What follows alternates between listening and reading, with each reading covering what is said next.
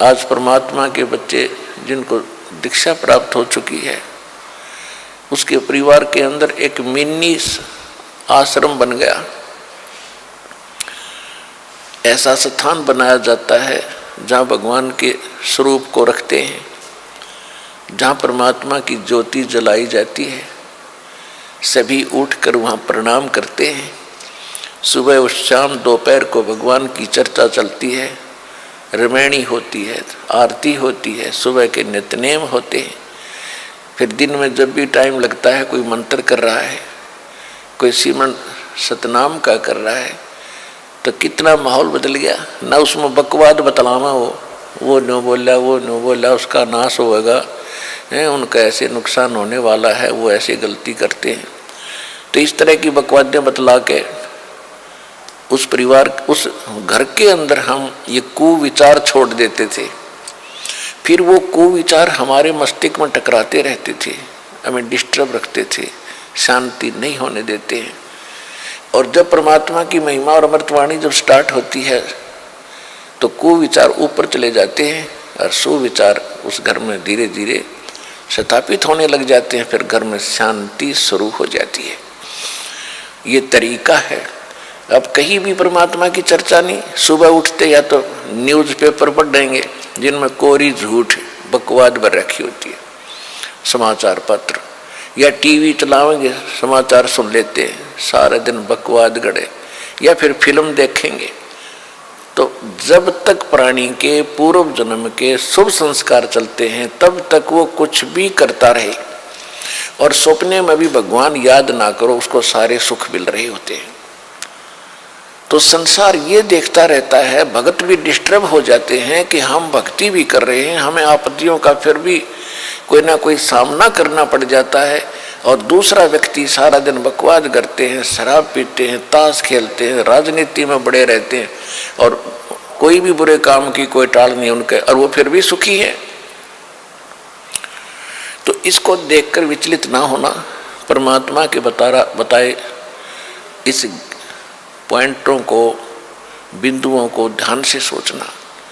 कहते वो पिछले जन्म के पुण्यकर्मी प्राणी हैं, और जब तक उनके पुण्य चलेंगे वो कितने को वध करो, उनको कोई हानि होने वाली नहीं है।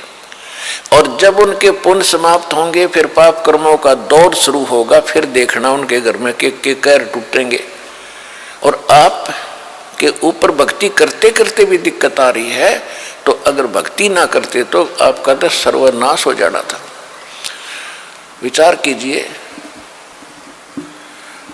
जैसे आप जी ने सर्दी के मौसम में कंबल ले रखा है या स्वेटर पहन रखी है और सर्दी फिर भी लग रही है, तो ये ना सोचना कि आप उस स्वेटर ने आपका बचाव नहीं कर रखा। अब जैसे यहाँ भक्त कई कहते हैं जी हमने पाठ भी करवा लिया, जोत भी बोल दी, चौथी हाजरी भी लग गई, अभी तक हमें कोई विशेष लाभ नहीं हो पा रहा।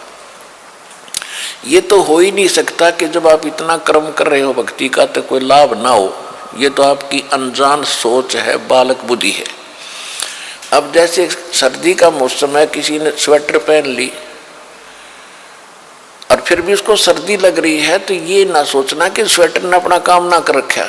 स्वेटर अपना काम कर रही है, लेकिन सर्दी अधिक है तो उसके लिए जर्सी और पहन ले ऊपर के, और उसके बाद भी सर्दी महसूस हो रही है तो कंबल ओढ़ ले।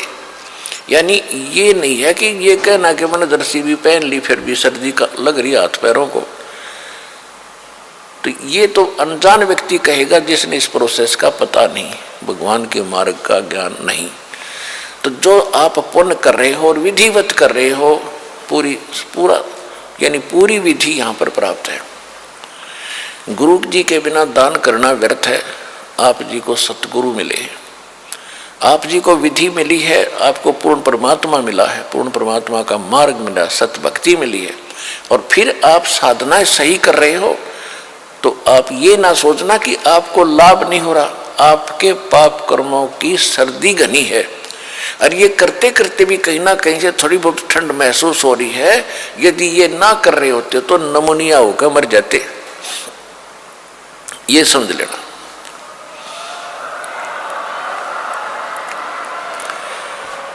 तो इस तरह आप जी ने अपने इस भक्ति सफर को डिस्टर्ब नहीं होने देना। जो मार्ग बता दिया इस पर चलते रहना, घर पहुंच जाओगे, सारे सुख होंगे, यानी अपने सतलोक चले जाओगे और यहाँ भी राहत बहुत मिलेगी।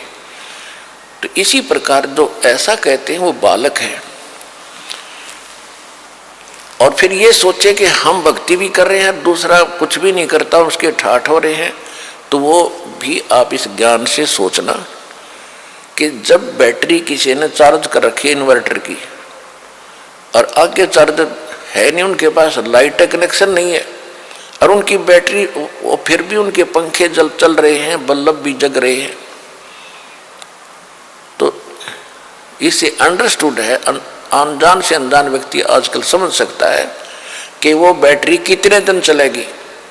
एक दिन एंड होगा और फिर अंधेरे में बैठेंगे, वे गर्मी में मरेंगे। इसी प्रकार जब तक पुण्य कर्मों की बैटरी चार्ज है पूर्व जन्म की, तब तक वो आपको सुखी दिखाई देते हैं, चाहे कितने खोटे खोदो। और आप अच्छे भी कर रहे हो और फिर भी महसूस करते हो हम दुखी, आप दुखी नहीं हो। आपके ऊपर तो ना जाने के कैर टूटना था, भगवान ने आपकी रक्षा कर रखी है।